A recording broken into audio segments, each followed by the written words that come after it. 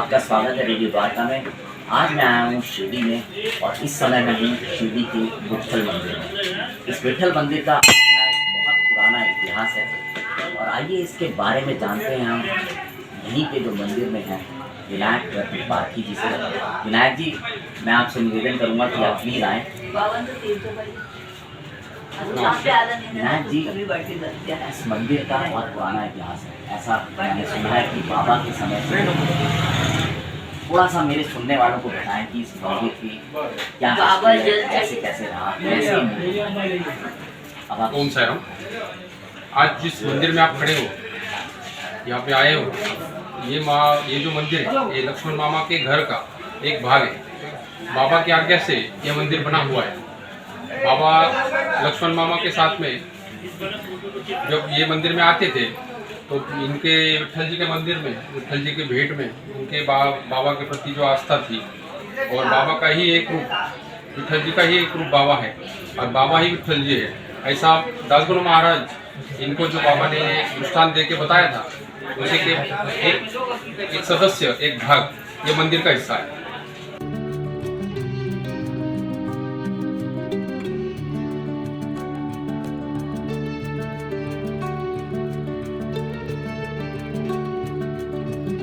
आज इस मंदिर में जो मूर्ति आप देख रहे हैं विट्ठल जी भगवान की, ये मूर्ति बाबा की आज्ञा से ही यहाँ पे आई है और ये मंदिर बाबा की आज्ञा से ही स्थापित हुआ है।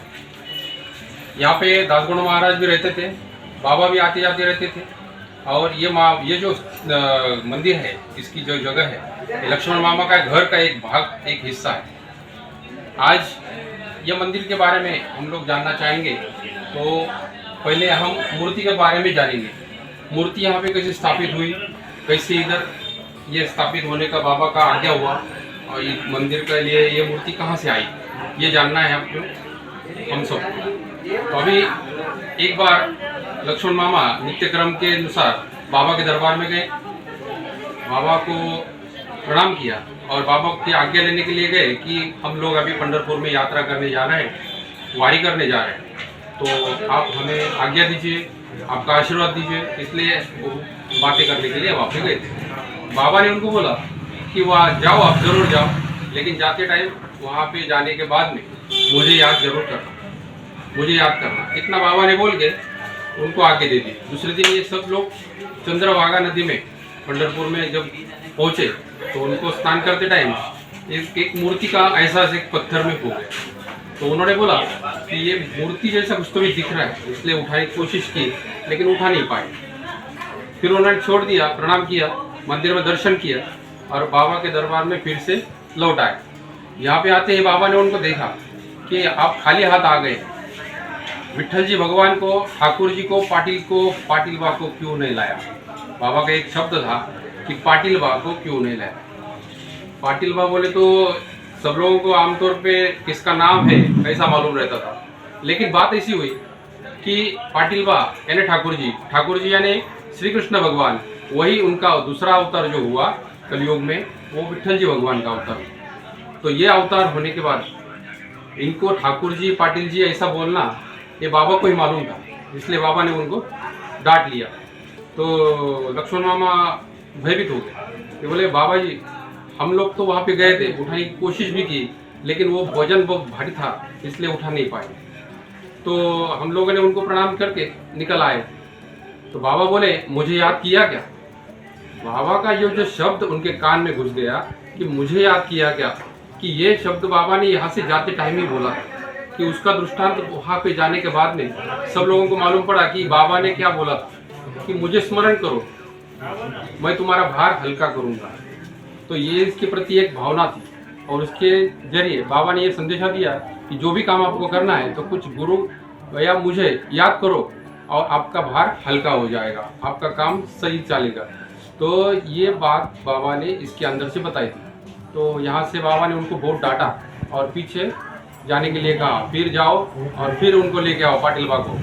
तो बाबा के डांटने के बाद में ये फिर से चंद्रभागा रिवर में गए, उधर पंढरपुर में गए, चंद्रभागा रिवर में नदी में स्नान किया, फिर से वही स्थान पे गए, उनकी क्षमा याचना की, प्रणाम किया, बाबा को स्मरण किया, बाबा को याद किया, फिर वो मूर्ति को हाथ लगाने के टाइम ही मूर्ति अपने आप ऊपर आ गई। ऊपर आने से उन्होंने उसको लिया, दर्शन किया और उसको प्रणाम करके भगवान पंढरपुर का जो विठल भगवान का मंदिर है वहाँ पे लेके गए, उनको प्रणाम किया, उनको भेंट करवा दी, पूजन किया, फिर यहाँ पे लेके आए। यहाँ पे लेके आते शिरडी जैसे नजदीक आ गई तो उनको जो आँखों का एक धुंधला सापन उनके नज़र में था, वो धुंधला सापन निकल गया और वो धुंधलापन निकलते वजन भी भारी होने लगा। जहाँ पे वजन हल्का हुआ था वो शिरडी आने के बाद में थोड़ा भारीपन उसमें नजर आने लगा। फिर बाबा के दरबार में गए तो बाबा नाचते हुए बाहर आ गए। बाबा ने बोला कि मेरा विठल जी आया, मेरा पांडुरंग भगवान आ गया और मेरा पाटिल बा आ गया। बाबा ने उनको गले लगाया, बहुत उसको देख के उनकी आंखों में आंसू आ गए। फिर उन्होंने परिक्रमा करके गांव में पूरा परिक्रमा करके सब लोगों के साथ में ये मंदिर, ये जो मूर्ति है, ये वाड़े में घर में मंदिर का स्थापन कर दिया। एक रूम में वहाँ पे वो मूर्ति रख के वहाँ पे उनका मंदिर बनवा दिया। मंदिर वहाँ पे घर में था। कुछ दिनों के बाद में बाबा ये जगह थोड़ी सी कम पड़ रही है तो हमने को सेपरेट एरिया उसके लिए, एक जगह उसके लिए करना है। बाबा के आगे लेके लक्ष्मण मामा, दासगुण महाराज और बप्पा जी काका, इन्होंने वो मूर्ति का निर्माण, ये मूर्ति यहाँ पे एक जगह का एक भाग लगा के जगह निर्माण करके उसके अंदर मंदिर का निर्माण किया। ये मंदिर आज आप लोग देख रहे हैं, यहाँ पे ये मंदिर बाबा के टाइम से 1950 में ये मंदिर यहाँ पे स्थापित हुआ। यहाँ जीर्णोद्धार करके यहाँ पे दोबारा मूर्ति का स्थापना करके विठल जी के साथ में ये बाकी रुक्मिणी माता, संत तुकाराम महाराज, ज्ञानेश्वर महाराज, गरुड़ा और हनुमंता, ऐसा मूर्ति का यहाँ पे स्थापना कर दिया है। आज आप देख रहे हैं कि ये मूर्ति यहाँ पे स्थापित है और संत मेला भरा हुआ है। आप सब लोग यहाँ पे दर्शन कर रहे हैं। आज जो भी दर्शन यहाँ पे होता है वो सब बाबा को ही मिलता है। एक सब भक्तों की एक आस्था है। तो यह जो भी मन्नत यहाँ पे मांगते हैं बाबा के पास ही जाती है, ऐसा एक सोच है सबका। और बाबा ही विठल जी का रूप है और विठल जी बाबा है, ये मानने के लिए दासगुण महाराज को उन्होंने दृष्टांत दिया। इसलिए उन्होंने शिरडी मेरा पंढरपुर, साई बाबा रमावर, ये जो आरती लिखी है सब लोग मुखपद है, ये आरती आज भी यहाँ पे दर्शन दे रही है। आपने बोला 1950 मंदिर का निर्माण, लेकिन जब ये मूर्ति आई थी तो उस समय ही बाबा ने स्थापित किया था इसको वाड़े तो तब वही बोला तो घर में स्थापित कर दिया और उसकी जगह कम पड़ रही है, इसलिए यहाँ पे मंदिर का निर्माण कर, जगह का निर्माण कर, जगह बना के मंदिर का निर्माण करके बाकी संत भगवान का स्थापना किया। अच्छा, तो जब वाड़े में जब ये मूर्ति स्थापित हुई थी तो क्या उस समय भी बाबा यहाँ पर आते थे वाड़े में? तो किस तरह का नियम प्रक्रिया रहती थी? बाबा जब निकलते थे द्वारका माई से तो बाबा पहले द्वारका माई से निकल के एक परिक्रमा लगा के विठल जी के प्रति उनकी दर्शन करने की एक आस्था थी कि कुछ बातें करनी है, कुछ उनके पास साथ शेयर करना है। तो बाबा वहाँ पे एक ये जो था, ये जो पहले गढ़ी था, गढ़ी बोले तो एक ऊंचा भाग था जो पहाड़ी एरिया टाइप से रहता है। तो ये यहाँ पे चढ़ के वहाँ पे कॉर्नर पे उनकी पादुका, उसके प्रति एक सिंबल बना के हम लोगों ने वहाँ पे स्थापित कर दिया हमारे परदादा ने कि वहाँ पे आज भी उधर चरणों के वहाँ पे एक निशान है, मंदिर बनाया है, एक स्थान है। तो वहाँ पे 2 मिनट बाबा ऐसा विश्राम करते, फिर वहाँ से धीरे धीरे ऊपर चढ़ते और ऊपर चढ़ के वाड़े में आके इनके साथ दर्शन करने के लिए बैठ जाते, इनके साथ बैठ के कुछ उनका उतर और बाद में यही एक बाकी लोग बाकी काम के लिए हो जाते। अच्छा, एक चीज़ आपसे और पूछना चाहूँगा क्योंकि मेरे सुनने वालों को चाहूँगा कि उन्हें ये भी पता चले कि विनायक जी कौन है, आपका फैमिली की, आपके परिवार के कौन से सदस्य थे जो उस समय बाबा के साथ? मैं विनायक रत्नवर्ष, मैं हमारी चौथी पीढ़ी है और हमारे दादाजी और दादाजी के पिताजी यानी परदादा और दादाजी ये दोनों भी बाबा के साथ में रहते थे। बाबा के साथ में लक्ष्मण मामा बड़े थे, लेकिन जो बप्पा जी काका जो हमारे दादाजी है वो 27 साल तक बाबा के सेवा में उनका सहभाग रह गया।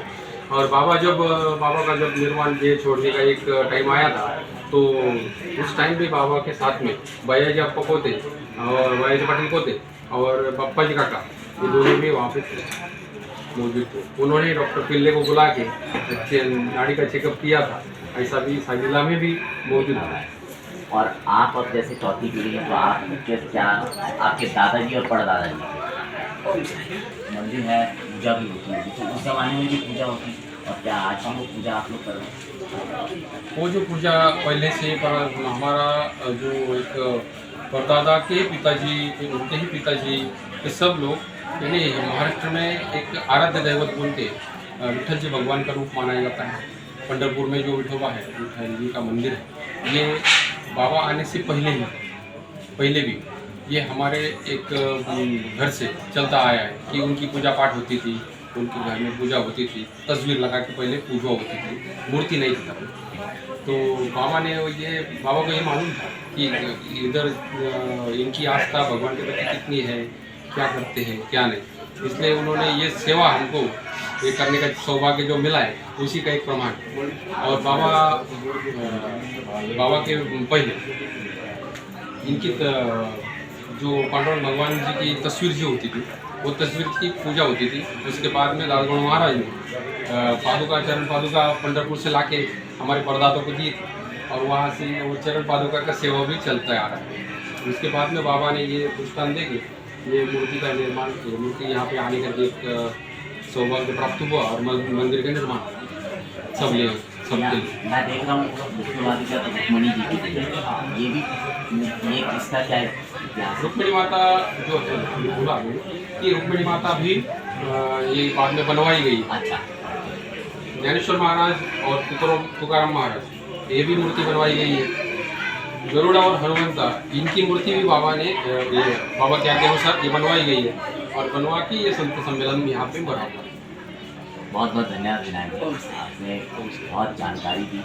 और यूएस ये बहुत पुराना और ऐतिहासिक मंदिर है। शिरडी में ऐसे कई मंदिर हैं, इस बार हम सिर्फ इस मंदिर की बात कर रहे हैं, और उम्मीद करते हैं विनायक जी से आपकी ये मुलाकात अच्छी रहेगी, आपके लिए ज्ञानवर्धक रहेगी। अब आपसे विदा लेते हैं, बने रहें वीडियो।